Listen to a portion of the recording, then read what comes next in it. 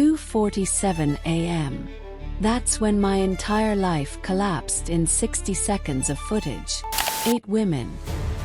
And that was just what the cameras caught. He was a doctor, respected, loved by everyone. Me. I was the idiot who believed every single lie. But wait. Because the worst part wasn't discovering the affair. The worst part was realizing that he was the one who installed the cameras that exposed him.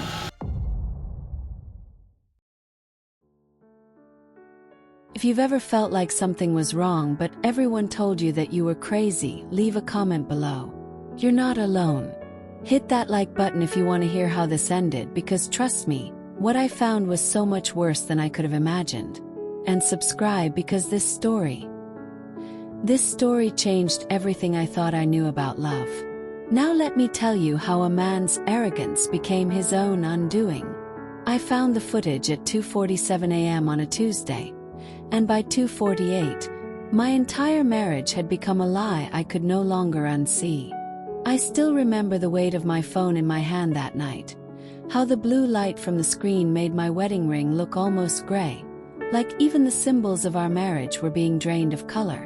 I was sitting on the edge of our bed, the one we'd picked out together at that furniture outlet off Route 9, the one where he'd joked about how we'd grow old in it together, how our grandchildren would jump on it someday. The house was silent except for the hum of the refrigerator downstairs and the occasional creak of the floorboards. Those sounds you only notice when you're alone at 3 a.m. and your mind won't stop racing, won't stop showing you images you can't unsee. My husband, Derek, was on the night shift at the hospital. Or at least, that's what he'd told me. That's what he'd been telling me for 6 months. Maybe longer. How long had I been living in a fantasy while he built an entire second life? I wasn't the kind of wife who went through phones or checked bank statements. My mother had always told me that marriage without trust was just 2 people living in the same house. And I'd taken that to heart. I trusted him. God, I trusted him so completely it makes me sick now to think about it. That blind, stupid trust that makes you ignore every red flag, every warning sign, every instinct screaming that something is wrong. But that night something had shifted. Maybe it was the way he'd been avoiding my eyes for weeks, turning his head just slightly when I tried to kiss him, like even that small intimacy had become a burden. Or how he'd started showering the moment he got home, before he even said hello, scrubbing his skin until it was red, like he was trying to wash away evidence. Maybe it was the new cologne I didn't recognize, something expensive and woody that definitely wasn't the same drugstore aftershave he'd worn for years. Or the way his phone was always face down now, like it had something to hide, and how he'd started taking it into the bathroom with him, something he'd never done before. Or maybe it was just that final straw, the one that breaks you open even when you don't want to see what's inside. Earlier that evening, I'd been folding laundry in our bedroom when his laptop, which he'd left open on the dresser, pinged with a notification.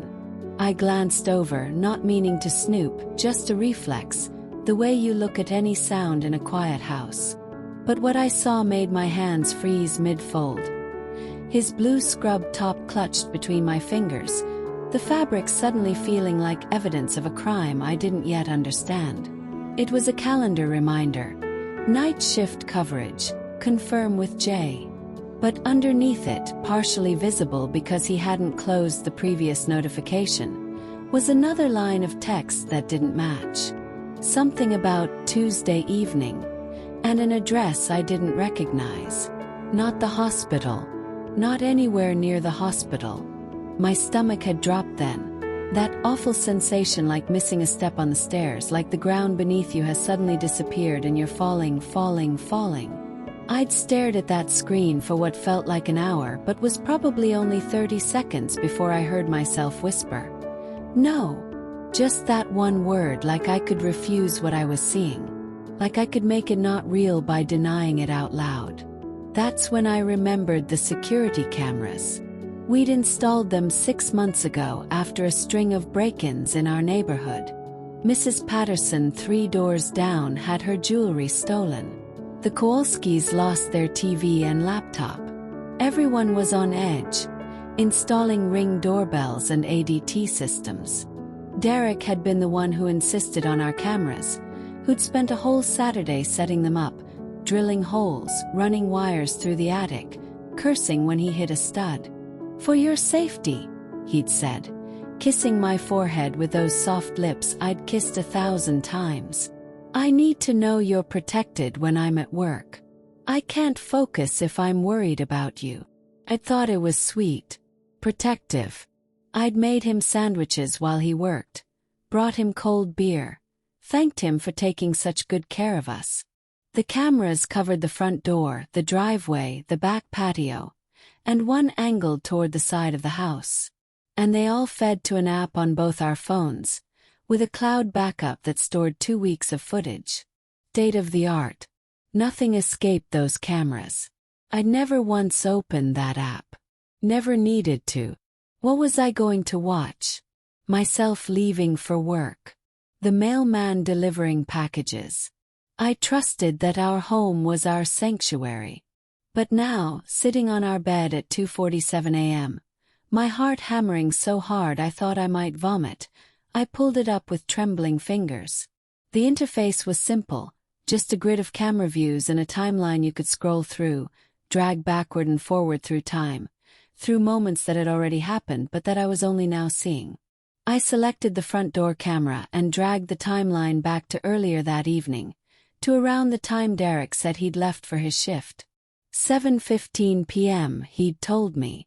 Kissed me goodbye in the kitchen, his hand on the small of my back, said he'd be home by morning, told me not to wait up, that I should get some rest. "You look tired, babe," he'd said. "Take care of yourself." I pressed play with a finger that didn't feel like mine. There he was, walking out the front door at 7:16 p.m., gym bag over his shoulder, the one he always took to work. He looked normal. Tired maybe, but normal. He got in his car, our car, the one we'd bought together 2 years ago, the one with my coffee stains in the cup holder and my sunglasses in the glove compartment, and pulled out of the driveway. The timestamp showed 7:18 p.m. My heart was hammering so hard I could feel it in my throat, could taste copper on my tongue. I fast-forwarded, watching the empty driveway, the streetlights casting long shadows across our lawn, the neighbor's cat crossing the frame at 8:23 p.m. Nothing. Nothing. Nothing. And then 9:43 p.m. His car pulled back into the driveway. I stopped breathing. Actually stopped, like my lungs forgot how to work, like my body was protecting itself from what came next by shutting down one system at a time. I watched him get out of the car, not in his scrubs now but in jeans and that navy Henley I loved on him, the one that made his eyes look impossibly blue. He looked around, casual but deliberate, like he was checking for something. Or someone. Making sure no one was watching. But the cameras were watching. The cameras he'd installed himself were recording every second. Then he walked to the front door, unlocked it, went inside. I could see him in the entryway through the window beside the door, checking his phone, smiling at something on the screen. My hands were shaking so badly I almost dropped the phone. I had to set it down on the bed, press my palms against my thighs to stop them from trembling. Then I picked it back up and switched to the back patio camera, the one that had a partial view into our kitchen through the sliding glass door. The angle wasn't perfect, but you could see enough. You could see too much. 10:02 p.m. Derek appeared in the kitchen. And he wasn't alone. She was younger than me. Maybe 25, with long dark hair that fell past her shoulders in waves and a dress that looked expensive, deep emerald green, the kind you wear when you want to impress someone, when you've spent an hour getting ready, when you know someone will be taking it off you later. She was laughing at something he'd said, her head thrown back, her hand on his arm in that familiar way that made my chest constrict. Even through the grainy footage, even with the slightly warped angle of the camera, I could see the way she looked at him. Like he was the only person in the world. Like he was special. Like I didn't exist. I watched him pour wine into 2 glasses, our wine glasses, the crystal ones we got as a wedding gift from his mother, the ones we used for anniversaries and special occasions, the ones I hand-washed carefully after each use. I watched her lean against our counter, the one I'd spent an entire weekend painting eggshell white because Derek said it would make the kitchen feel bigger, more open. I watched him move behind her, his hands on her waist, his mouth on her neck, kissing the spot right below her ear that he used to kiss on me, that spot he knew was sensitive that made you melt. The footage was silent, but I didn't need sound. Could see everything. The way she turned to face him.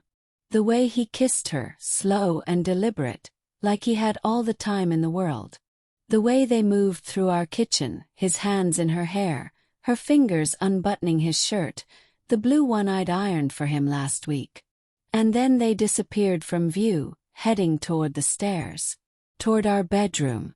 Toward the bed where I was currently sitting, phone in hand, world crumbling, trying to understand how the man I'd slept next to for 8 years had become a stranger. But that wasn't even the worst part. The worst part, the part that made me actually retch, made me run to the bathroom and dry heave over the toilet, came when I scrubbed back through the footage and realized this wasn't the first time. 3 nights ago. Same pattern. Car pulls up at 9:30 p.m. Different woman, blonde this time, shorter, Kavya, wearing scrubs like she'd just gotten off shift herself. Same routine. Kitchen. Touching. Kissing. Bedroom. A week before that. Another woman. This one I recognized, and that's what made me finally throw up, made whatever was left in my stomach come up burning and acidic. She worked at the hospital in the pediatric unit. I'd met her at the Christmas party last year, had stood next to her at the buffet table while she told me about her twin daughters, showed me pictures on her phone. She'd said Derek was such a great doctor and so dedicated. I felt proud then, stupidly, naively proud. I'd squeezed his hand and thought, I'm so lucky. I went back further, my fingers moving almost automatically now, like I was outside my body watching someone else do this. Someone else destroy their own life one video clip at a time. 2 weeks. 3 weeks. Month. Different women, always on nights he told me he had shifts. Always the same calculated pattern. It was so methodical, so practiced, it felt like watching a documentary about someone else's life. Except it was mine. This was my house. My husband. My marriage disintegrating in high-definition footage. Time-stamped and archived in the cloud. At some point, maybe 4 a.m., maybe 5, time had stopped meaning anything. I started crying. Not the pretty kind of crying you see in movies, where a single tear rolls down a perfectly made-up face, but the ugly, gasping kind where you can't catch your breath and your whole body shakes and snot runs down your face and you don't even care. I pressed my fist against my mouth to keep from screaming, because even then, even with everything breaking, I didn't want to wake the neighbors. Didn't want anyone to know. As if keeping it quiet would somehow make it less real. The sun was starting to rise when I finally put the phone down, when I'd exhausted every date I could bear to watch. The sky was turning that pale gray-pink color that usually meant hope, new beginnings, but that morning it just looked cold. My eyes were swollen nearly shut, my throat raw from crying, my chest aching like I'd been physically beaten. I'd watched months of footage, seen the pattern repeat over and over like a sick ritual. I'd counted at least 8 different women. 8 that I could see clearly, could distinguish as separate people. God knows how many more there were that the cameras didn't catch, that happened at hotels or her places or in his car in some parking lot somewhere. 8 women whose faces I now knew.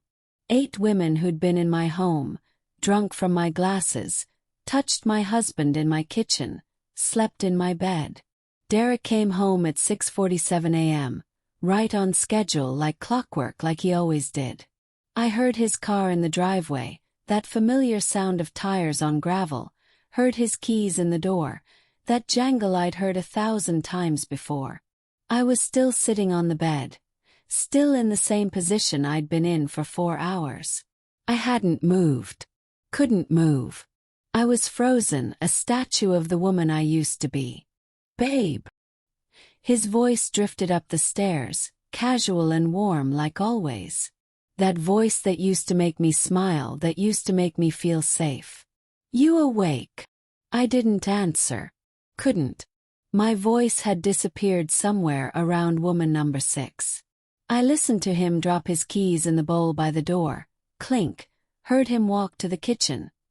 His footsteps on the hardwood floor we'd refinished together last spring. Heard the coffee maker start, that familiar gurgling that usually meant morning, comfort, routine. Normal sounds. A normal morning. Except nothing was normal anymore. Nothing would ever be normal again. He appeared in the bedroom doorway a few minutes later, still in his scrubs, the ones he must have changed into somewhere else, at the hospital maybe, or in his car, or in some apartment I didn't know about, holding a travel mug. He smiled when he saw me, that same smile that had made me fall in love with him 8 years ago. The smile I'd thought was just for me. Hey, he said softly, walking over to sit on the edge of the bed. The bed where he'd slept with at least 8 other women. Rough night. You look exhausted. I stared at him. Just stared. I wanted to say something cutting, something that would hurt him the way I was hurting, but all that came out was, "Were you really at the hospital?" The smile didn't even flicker. That's what I remember most, what haunts me still. How easily the lie came. No hesitation. No guilt in his eyes. Just smooth, practiced deception. Yeah, crazy shift. 3 traumas back to back. Kid came in with a ruptured appendix. Guy from a car accident. Woman with a heart attack. I'm wiped. He took a sip of coffee, casual as anything. Why? Just wondering. My voice sounded hollow, even to me. He studied me for a moment, and I saw something flash in his eyes, calculation maybe, or concern that I was onto him, that his perfect system was cracking. But then it was gone, replaced by that easy charm, that bedside manner he used on patients. You feeling okay? You look pale. Are you getting sick? I'm fine. You sure?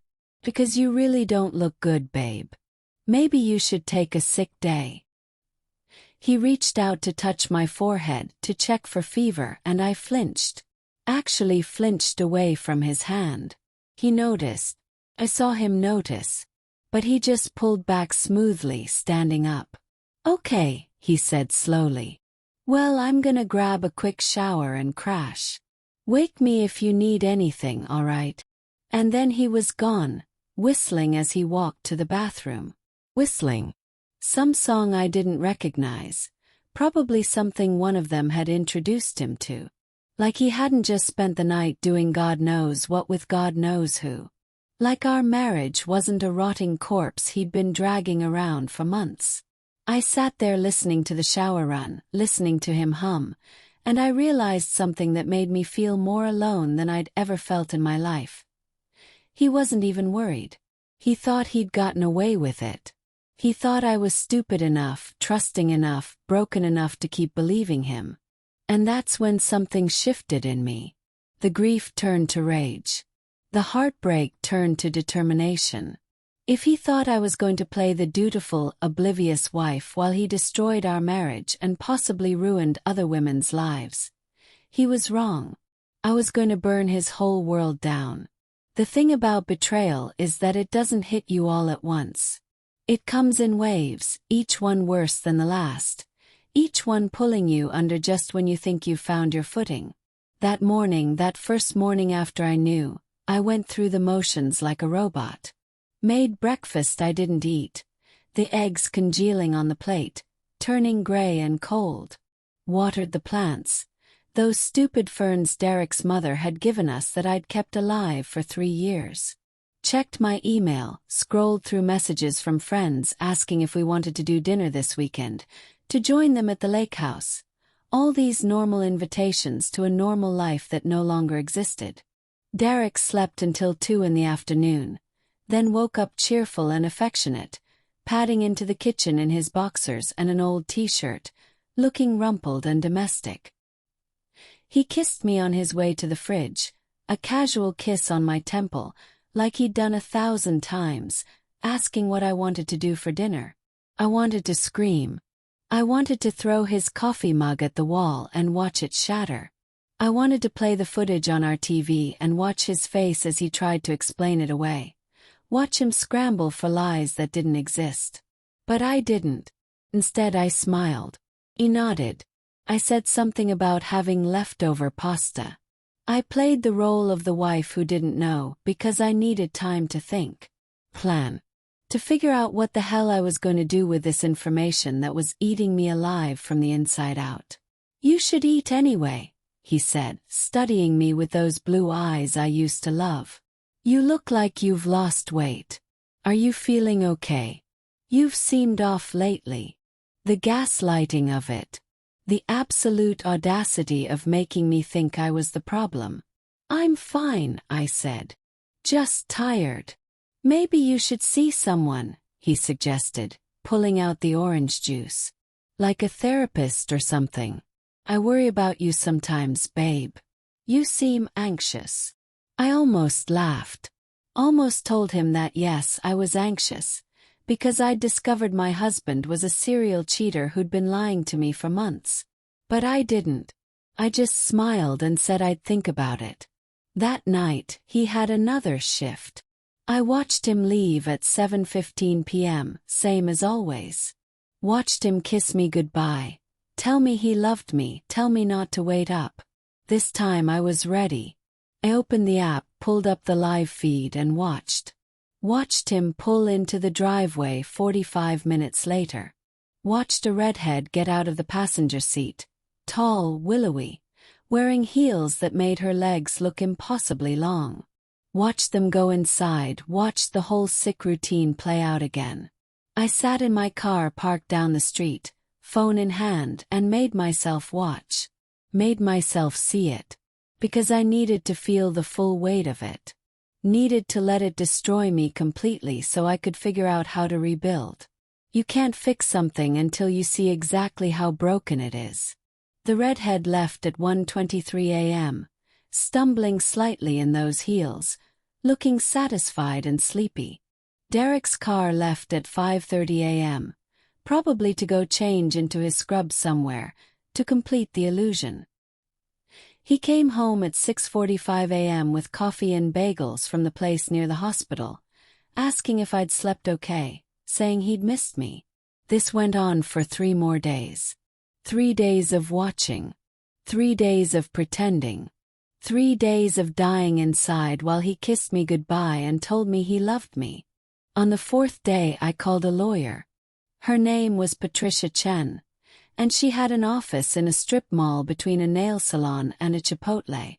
Not exactly the high-powered law office I'd imagined, but her online reviews were glowing, and 3 different women had mentioned she'd helped them with difficult divorce situations.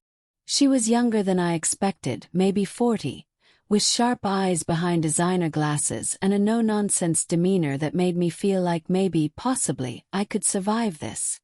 Her office was small but organized. Law books lining one wall, framed degrees on another. "Tell me everything," she said, sliding a box of tissues across her desk before I'd even started crying. Like she knew. Like she'd seen this 1,000 times before. So I did. I told her about the cameras, the footage, the women. I told her about the lies, the night shifts that weren't shifts. The way he looked at me like I was stupid for believing him.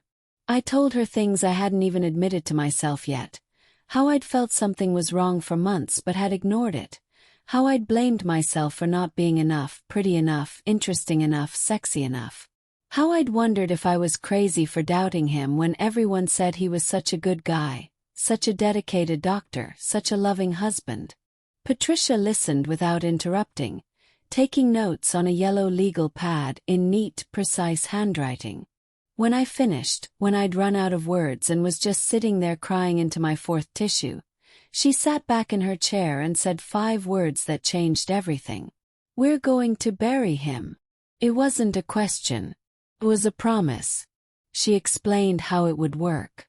The cameras were legally installed in our shared home, which meant the footage was admissible in divorce proceedings. We'd need to download everything, back it up in multiple places. Her office, a cloud server, external hard drives. We'd need financial records too, bank statements, credit card bills, anything that showed a pattern of deception, of money spent on this secret life. "I need you to think carefully," Patricia said, leaning forward. "Is there any chance you want to try counseling first? Some couples do recover from infidelity. It's rare, but it happens." I laughed. Actually laughed. This bitter, broken sound that didn't feel like it came from me. "No," I said. "I want out. I want everything I'm entitled to, and I want him to face consequences for what he's done." "Good," Patricia said, and I saw something fierce in her eyes. "Then let's get started. But I need to warn you, this is going to get ugly. He's going to fight. He's going to claim you're vindictive, unstable, lying. He's going to try to destroy your credibility. Can you handle that?" "He already destroyed me," I said. "What else can he do?" Patricia smiled grimly. "You'd be surprised. But if you're ready, I'm ready." The next 2 weeks were a blur of documentation. Patricia gave me a detailed list of what we needed, and I became obsessed with gathering it all, with building a case so airtight he couldn't wriggle out of it. I downloaded every second of footage from the cameras, organized it by date, created a timeline in an Excel spreadsheet. Woman number 1, October 15th, arrived 9:43 p.m., left 1:15 a.m. Woman number 2, October 18th, arrived 10:02 p.m., left 12:47 a.m. On and on, each entry another nail in his coffin. I went through our bank statements going back a year. That's when I started finding charges I'd never noticed before. Dinners at restaurants we'd never been to together. Ruth's Chris on October 12th, $247. The Capitol Grill on October 20th, $189. Le Bernardine on November 3rd, $412. Hotel rooms on nights he claimed to be at the hospital, the Ritz-Carlton, the Four Seasons, the W Hotel downtown. Payments to florists I'd never ordered from. Charges at Victoria's Secret and Agent Provocateur, lingerie stores. And I'd never received any gifts. Each discovery was like a physical blow. Each new lie exposed felt like another layer of my life being peeled away, revealing the rot underneath. I found a second phone bill for a number I didn't recognize. When Patricia subpoenaed the records, we'd find texts to at least 15 different women. But I didn't know that yet. I found receipts tucked in his car, parking garage near a condo building downtown, multiple charges at the same wine bar in the East Village, a jewelry store where he'd bought an emerald bracelet. I'd never received an emerald bracelet. I found photos on his laptop that he'd forgotten to delete. Him with various women at restaurants, at hotels, at what looked like someone's apartment. In some of them, he was wearing the watch I'd bought him for his birthday. In one, he was wearing the shirt I'd bought him for Christmas. He was wearing my gifts while he cheated on me. Every new discovery was a punch to the gut, a knife to the heart. But I kept going because stopping meant drowning, and I'd already spent enough time underwater. The worst discovery came on day 9 of my evidence gathering. I was going through his email. Patricia had given me instructions on how to access it through our shared iCloud account, when I found a folder labeled Hospital Admin. Inside were emails that made my blood run cold. Messages from pharmaceutical reps thanking him for the wonderful evening. Messages from nurses talking about their relationship in ways that made it clear he was their superior, their attending physician, someone who had power over their careers. Messages from women who seemed uncomfortable, who used phrases like, "I don't think we should," and "This isn't professional," and "I'm not sure about this." And his responses. Oh God, his responses. Charming. Persuasive. Manipulative. No one has to know. This is just between us. You know I can help your career. Don't you trust me? I called Patricia immediately, my hands shaking so hard I could barely hold the phone. "This is bigger than infidelity," she said after I read her some of the emails. "He's been using his position at the hospital to target these women. Patients, nurses, pharmaceutical reps, medical students. He's been abusing his authority, and given the power dynamics, some of what we're seeing could constitute professional misconduct. Maybe sexual harassment. Maybe worse." The room tilted. I sat down hard on the kitchen floor, the tiles cold against my legs. "What are you saying?" "I'm saying this isn't just about your marriage anymore. The hospital needs to know. The medical board needs to know. These women might not have felt they could say no to a doctor, especially if they were patients or if they worked under him. We're talking potential ethics violations, maybe predatory behavior, possible criminal conduct depending on the circumstances." Felt sick. Actually sick, bile rising in my throat. "I thought I was married to someone who saved lives." "You might have been married to someone who destroyed them," Patricia said quietly. That night I didn't sleep at all. I sat at our kitchen table with my laptop, printing emails, downloading files, building a case that had become so much bigger than I'd ever imagined. This wasn't just about my broken heart anymore. This was about justice for women who'd been manipulated, coerced, possibly assaulted by someone who was supposed to help them. That weekend, I did something I'd been both dreading and anticipating. I packed Derek's things. Not dramatically.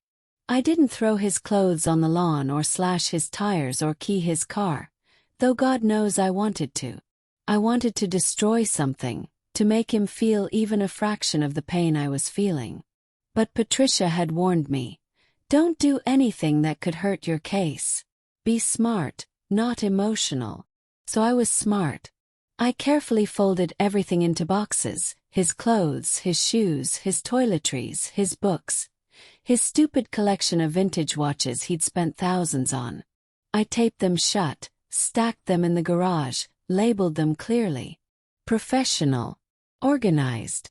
Cold. Changed the locks. Called a locksmith, paid him extra to come on a Saturday. Watched him install new deadbolts on all the doors. The metallic click of the new lock felt like freedom. I transferred the footage to 3 separate hard drives, one for Patricia, one for my sister Emma, who I'd finally told everything to, who'd cried with me over the phone for an hour, and one for myself.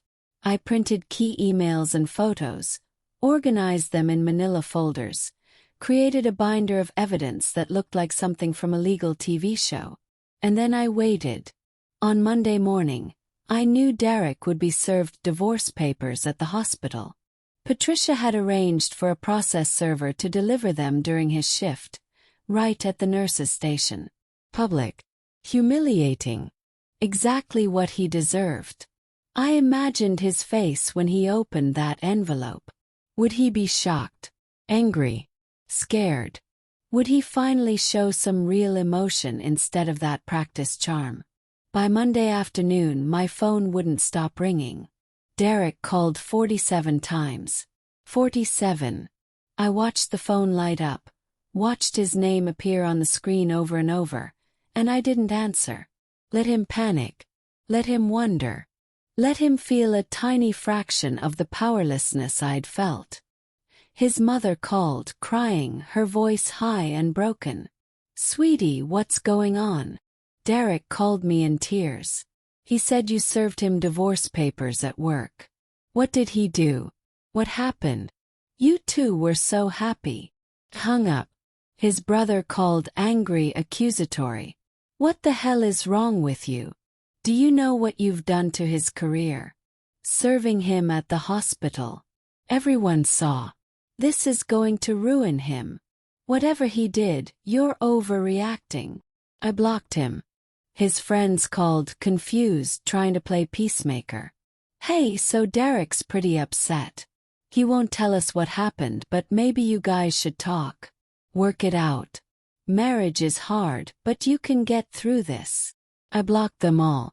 The only call I answered was from one of the women, the pediatric nurse from the Christmas party, the one with the twin daughters. Her name was Rachel, and she was crying so hard I could barely understand her. "I'm so sorry," she kept saying, her voice breaking. "I'm so sorry. I didn't know he was married. He told me he was divorced. He showed me an apartment and said he'd just moved out. He said you'd left him, that you'd been having an affair, that he was heartbroken. I'm so sorry." My anger at her dissolved instantly. She was a victim too. We all were. "It's not your fault," I told her, and I meant it. "He lied to you. He lied to all of us. He told me I was special," she whispered, and I could hear the shame in her voice. "He said he'd never felt this way before. He said we had a connection. God, I'm such an idiot." "He told me that too," I said quietly. 8 years ago. On our 3rd date. He said I was the one, that he'd never met anyone like me, that he knew we'd get married someday. We cried together over the phone, 2 strangers connected by the same liar, the same manipulator, the same man who'd made us both feel special while he made us both feel worthless. "There are others," I told her. "At least 7 more women, probably more that I don't know about. And Patricia, my lawyer, she found emails that suggest some of you might have felt pressured or coerced. If you want to file a complaint with the hospital, she can help. You don't have to, but the option is there." Rachel was quiet for a long moment. Then, "I want to. He told me he could help me get promoted to head nurse. He said he had influence with the board." I thought, God, I thought I'd earned it, that he believed in me, but maybe it was all just manipulation. Maybe none of it was real. "I'll have Patricia call you," I said. After we hung up, I sat there for a long time, staring at my phone, thinking about all the women who'd crossed paths with Derek. How many had he charmed? How many had he lied to? How many had felt special for a few weeks or months before he moved on to the next one? How many of them blamed themselves? By Monday evening, Patricia called with news. "The hospital received our report. They're opening an investigation." That fast. "They're terrified," she said bluntly. "A doctor using his position to sleep with staff and possibly patients. That's a lawsuit waiting to happen. Multiple lawsuits. They're in damage control mode." Within 48 hours, Derek was suspended pending investigation. Paid leave at first, but suspension nonetheless. I found out from his mother, who called from a blocked number, screaming at me through tears. "How could you do this to him? He's dedicated his life to helping people. He saves lives. And you're destroying him over what? A mistake. Everyone makes mistakes." 8 women isn't a mistake," I said calmly. "It's a pattern. You're lying. You've always been jealous of his success. You've always wanted to control him. The gaslighting was hereditary, apparently. Believe what you want," I said. "But I have footage. Have emails. Have evidence. And soon, everyone else will too." She hung up on me. But the ball was already rolling, picking up speed, becoming an avalanche that would bury Derek's perfect life. The investigation moved fast. Turns out, once one woman came forward, others did too. Women who'd felt uncomfortable but hadn't known who to tell. Women who'd thought it was their fault, that they'd somehow led him on or misunderstood his intentions. Women who'd been too afraid to speak up because he was a doctor. Because who would believe them? Because they needed their jobs, their recommendations, their careers. Rachel was first. She filed a formal complaint with HR, detailing how Derek had pursued her, how he'd promised to help her career, how he'd told her lies about being divorced. She provided texts he'd been stupid enough to text from his regular phone, and emails that showed the pattern of manipulation. Then came Sarah, a pharmaceutical rep who'd thought she was in a relationship with Derek. He'd told her he was single, that he'd never been married, that she was the first woman he'd seriously dated in years. She'd found out about me only after seeing the divorce papers served at the hospital. Someone had posted about it on social media because of course they had. Then came Melissa, a medical student who'd rotated through Derek's service. She was 24. Young enough to be intimidated by an attending physician, by someone who could make or break her career with a single evaluation. She'd said no at first, she told the investigators. But Derek had been persistent, persuasive, had told her it would be good for her to have a mentor who cared about her success. Then came Jennifer, a patient. She'd come to the ER with appendicitis, and Derek had operated on her. During her follow-up appointments, he'd been charming, attentive, had asked for her number, just to check on her recovery. Within 2 weeks, they were sleeping together. She'd felt special, chosen, until she'd gotten a bill for the surgery and realized he'd seen her while she was vulnerable and in pain and had seen an opportunity. Each woman who came forward made me feel sick and angry and heartbroken for them. Each story revealed a man I didn't know, a predator who'd hidden behind a white coat and a charming smile. 6 women filed formal complaints. And those were just the ones brave enough to come forward, the ones who saw an opening when I filed for divorce and took it. Derek tried to fight it, of course. He hired an expensive lawyer, Mark something, a shark in an Armani suit who specialized in defending doctors accused of misconduct. He claimed I'd fabricated the evidence, that I was vindictive and mentally unstable, that I'd hacked the cameras to create fake footage. He told people I'd always been jealous, controlling, paranoid. He said I'd set him up, that this was all part of an elaborate revenge scheme because he'd told me he wanted a divorce. The lies were breathtaking in their scope. But Patricia had been thorough. The timestamps on the footage were verified by a digital forensics expert. The metadata was intact, unaltered, authentic. The financial records corroborated everything: the restaurants, the hotels, the gifts.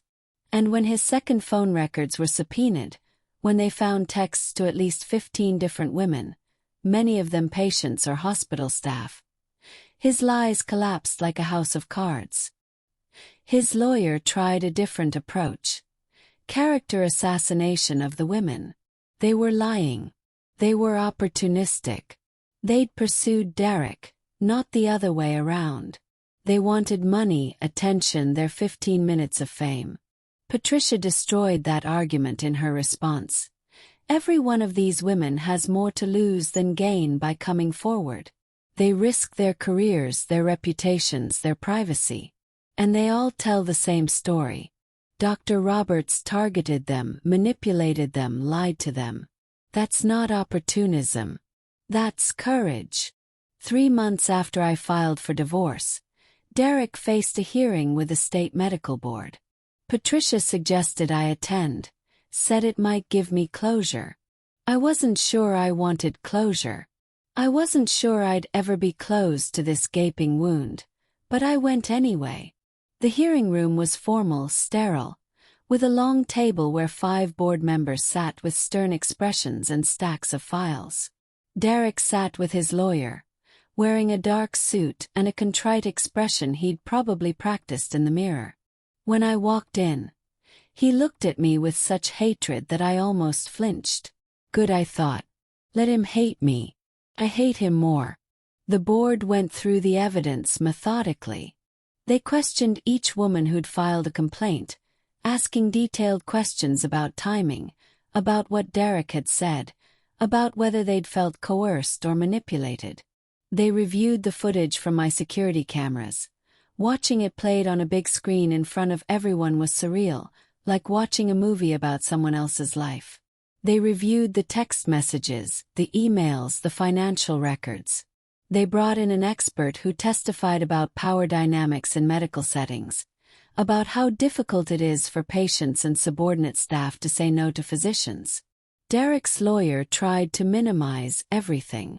Dr. Roberts made some poor personal choices, but there's no evidence of criminal conduct. These were consensual relationships between adults. His marriage problems are separate from his professional conduct. But the board didn't see it that way. One of the members, an older woman with steel-gray hair and sharp eyes, looked at Derek and said, "You used your position, your authority, your access to vulnerable people to pursue sexual relationships. You lied to your colleagues, your patients, and your wife. You showed a complete lack of judgment and ethics. And you show no remorse, only anger that you got caught." Derek's face went red. "I've dedicated my life to medicine. I've saved hundreds of lives. I've worked 80-hour weeks. You've abused the trust patients place in their doctors," the woman interrupted. "That's what you've done." The vote was unanimous.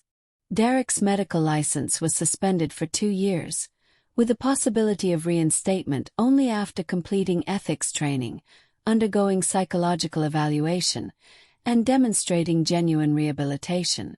2 years might as well have been forever in medicine. No hospital would hire him afterward. His reputation was destroyed. His career was over. As we left the hearing, Derek caught up to me in the parking lot. His lawyer tried to stop him, but Derek shook him off. "Are you happy now?" he spat. "You've destroyed my life. Everything I worked for. Everything I built." I looked at him, really looked at him, and felt nothing. Not anger, not sadness, not even satisfaction. Just a vast emptiness where love used to be. "You destroyed your own life," I said quietly. "I just held up a mirror." "I loved you," he said, and he actually sounded like he believed it. "Everything I did, I still loved you." "That wasn't love," I said. "Love doesn't lie. Love doesn't cheat. Love doesn't manipulate vulnerable people. What you did, that was the opposite of love." I walked away and didn't look back. The divorce was finalized 4 months after I filed. Derek fought for a while, tried to claim that I should get nothing because I'd destroyed his career. But Patricia shut that down fast. "Your client destroyed his own career through his own actions. My client was a faithful spouse who discovered infidelity and documented it. She's entitled to her share of marital assets, and given your client's conduct, she's entitled to more. In the end, I got the house, all of it, including his share of the equity. I got half his retirement account, which was substantial after 12 years of doctor's salary. Got half the savings. I got to keep my car and everything in our joint accounts. Derek got nothing but debt, legal fees that would take him years to pay off, a ruined reputation, and the knowledge that he'd destroyed everything good in his life because he couldn't keep his dick in his pants. The house felt empty after the divorce was final. Too big, too full of memories I didn't want. I walked through rooms where we'd laughed, made love, talked about having kids someday. Every corner held a ghost of what we used to be. I couldn't stay there. 6 months after the divorce, I sold the house. Put it on the market and sold it within 2 weeks to a young couple expecting their first baby. They were so excited, so in love, so hopeful. I wanted to warn them, protect what you have, trust but verify, don't be blind like I was, but I didn't. Let them have their happiness. Let them believe love is enough. I moved to a small apartment downtown, near the coffee shop where I go every morning now. It's quiet, simple, just mine. The walls are white, The furniture is new. Nothing has a history I need to forget. I took down all the cameras. Every single one. Unscrewed them from the walls, packed them in a box, threw them in a dumpster behind a 7-Eleven. I never wanted to see a security camera again. The first night in my new apartment, I slept better than I had in months. No memories, no ghosts, just clean, empty space that I could fill with a new life. I'm dating again now, slowly. It's terrifying and exhilarating, and sometimes I have panic attacks when a guy's phone buzzes or when he's late without explanation. My heart races, my hands shake. I feel that familiar dread creeping in. But I'm learning to trust my instincts again, to listen to that voice inside me that knew something was wrong with Derek long before I found the footage. Learning that not everyone is Derek, that not every man is a liar, that I deserve better than what I settled for. My therapist, yes, I have a therapist now and she's wonderful, says I'm doing well. That healing isn't linear. That it's okay to have bad days, to still feel angry, to mourn not just the relationship but the person I thought Derek was. You're not mourning the man he actually was, she told me. You're mourning the man you thought he was. The man he pretended to be. And that loss is real, even if the person wasn't. That helped somehow. Understanding that I was grieving a fiction.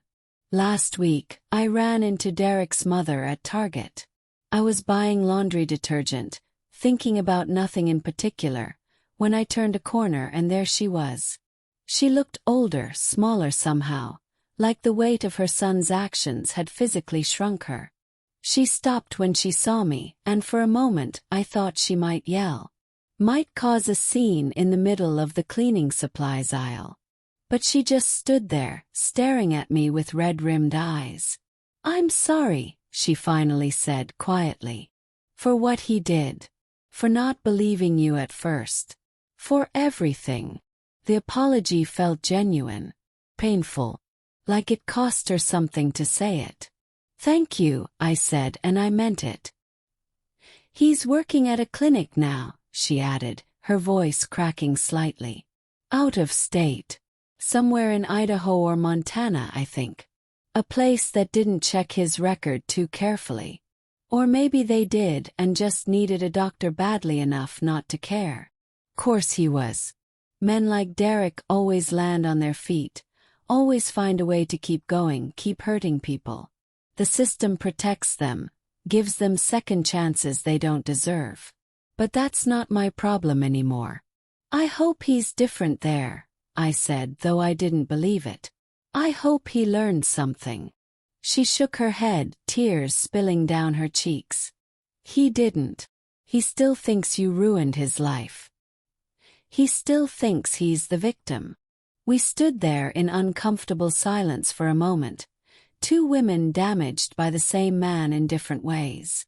Then she nodded, pushed her cart past me, and disappeared around the corner.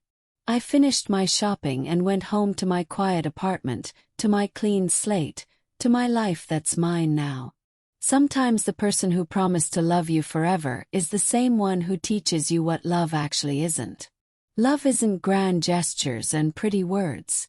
It's not expensive dinners or security cameras or declarations made in the heat of passion. Love is what you do when no one's watching. It's honesty when lying would be easier. It's loyalty when temptation is everywhere. It's respect even when you're angry. Derek taught me that by showing me the opposite. By lying to my face every single day. By disrespecting our marriage, our vows, me. By choosing himself over and over and over again. But he also taught me something else. I'm stronger than I thought I was. I survived something I thought would kill me. I faced the worst truth of my life and came out the other side. Damaged but alive, broken but healing. I learned to trust myself again. To listen to those instincts I'd ignored. Those red flags I'd explained away. My body knew something was wrong long before my mind accepted it. The pit in my stomach, the racing heart, the sleepless nights. I'll never ignore those signals again. I learned that betrayal doesn't just come from strangers. The people who hurt you most are usually the ones you love most, the ones you let close enough to do real damage. I learned that sometimes the bravest thing you can do is leave. Even when it's hard. Even when everyone tells you to work it out, to try harder, to give him another chance. Sometimes walking away is the strongest choice you can make. And I learned that I deserved better. Not just better than Derek, but better than the version of myself who'd accepted breadcrumbs of affection, who'd ignored warning signs, who'd prioritized his needs over my own well-being. Derek tried to contact me once after everything settled. About 8 months after the divorce was finalized.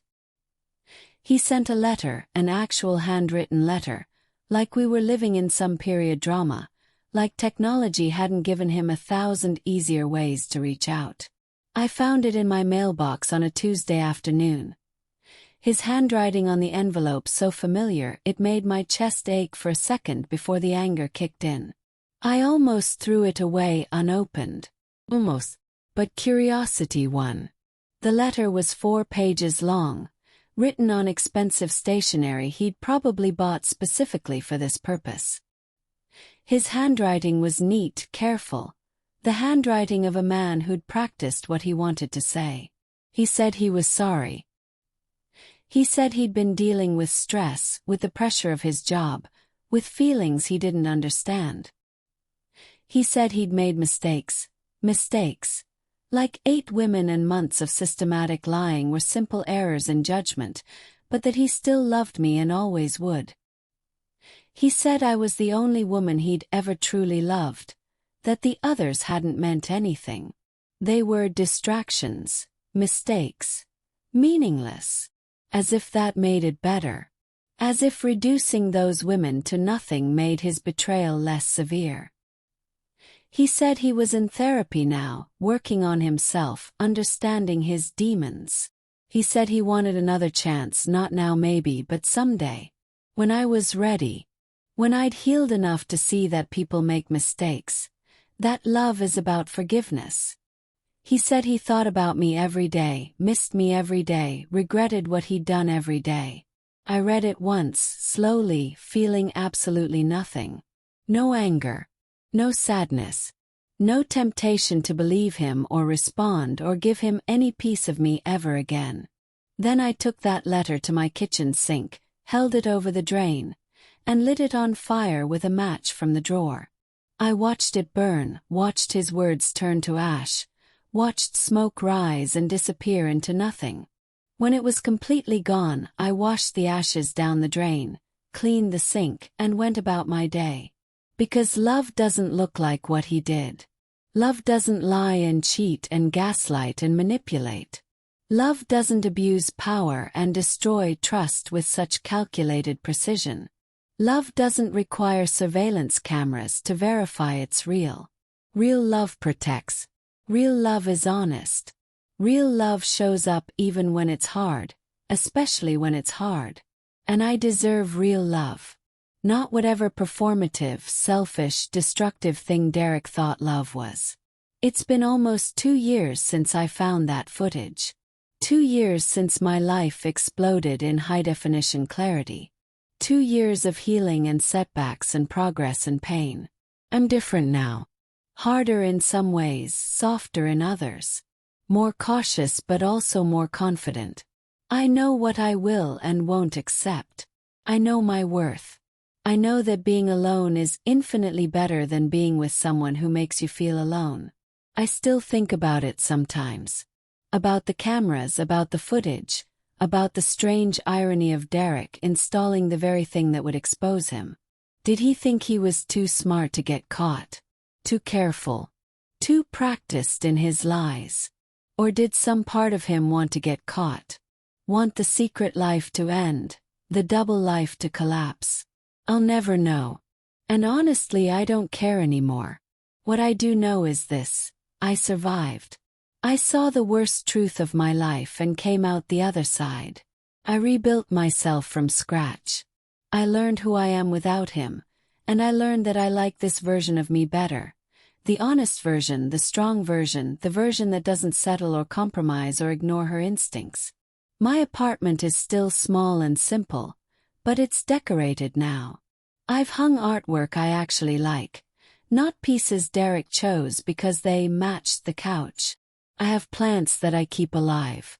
I have a cat named Willow who sleeps on my chest and purrs like an engine. I have friends who check on me, who've stood by me through everything, who never once said, "I told you so," even though some of them had their doubts about Derek from the beginning. I have a job I love. I left the marketing firm I was at and started my own consulting business. It's scary and exhilarating and mine. I have peace. Real genuine peace. The kind you only get when you're living authentically. When you're not hiding or pretending or lying to yourself. And yes, I'm dating. His name is James, and he's nothing like Derek. He's quiet where Derek was charming. Steady where Derek was exciting. Honest where Derek was manipulative. When James says he has to work late, I believe him. When his phone buzzes, I don't feel panic. When he tells me he loves me, I hear it as truth, not performance. It's different. Slower. Less dramatic. But it's real. And real is what I need now. If you're reading this and something feels wrong in your relationship, if your gut is telling you something isn't right, even if you can't prove it, even if everyone tells you you're being paranoid, listen to yourself. Trust yourself. You're not crazy. You're not paranoid. You're not overreacting. If you have to check up on someone constantly, if you're always wondering where they really are, if you're making excuses for behavior that makes you uncomfortable, if you're smaller and sadder and more anxious than you used to be, that's not love. That's survival mode. You deserve better. You deserve someone who doesn't make you feel like a detective in your own relationship. You deserve honesty and loyalty and respect. And if you find out you've been betrayed, if you discover that the person you trusted most has been lying to you, if your world falls apart, you will survive it. Promise. It won't feel like it at first. It will feel like dying. But you won't die. You'll grieve and rage and cry and slowly, slowly, slowly heal. And one day you'll wake up and realize you're okay. Different, yes. Changed, absolutely. But okay. You'll realize you're stronger than you thought. Braver than you knew. Capable of surviving things you never imagined you'd have to face. You'll realize that the end of one story is just the beginning of another. Better one. An honest one. One where you're the hero, not the victim. I saw Derek one last time about 6 months ago. I was having coffee with James at that place I go to every morning, laughing about something, I don't even remember what, when I looked up and saw him across the street. He was thinner, grayer, older looking. He was with a woman, young, pretty, laughing at something he'd said. And for a split second I felt bad for her. Felt the urge to run over and warn her. Tell her to run. Tell her that the charming man holding her hand was a liar and a cheat and a predator. But I didn't. She'll figure it out on her own, or she won't. That's not my responsibility anymore. Derek saw me too. Our eyes met across the street, and something passed between us, recognition, regret, maybe hatred, I don't know. Then he looked away, said something to the woman, and they walked in the other direction. And that was it. The final encounter with the man I'd promised to love forever. No dramatic confrontation. No satisfying closure. Just two people who used to know each other, passing in a city, going in different directions. James noticed. "You okay?" he asked, his hand on mine. "Yeah," I said, and I meant it. "I'm good." 'Cause I was. I'm more than good. I'm free. Free from lies. Free from surveillance. Free from the exhausting work of loving someone who doesn't love you back, not really. Not in any way that matters. Sometimes the security cameras installed to protect you reveal the truth you needed to see. Sometimes the worst betrayal is the door that leads to your best life. Sometimes losing everything is how you find yourself. Found myself. And she's pretty amazing. If this story resonated with you, if you've been through something similar, or if you just want to send some support, leave a comment below. Let's build a community of survivors who know that we're stronger than what tried to break us. Hit that like button if this story reminded you of your own strength. Subscribe if you want to hear more real stories from real people navigating life's hardest moments. And remember, you're not alone. You're not crazy. You're not overreacting. Trust yourself. Always. The cameras were supposed to keep me safe. Instead, they set me free. And if you're enjoying this story, don't forget to leave a like, subscribe, and share so we can bring you more stories like this one.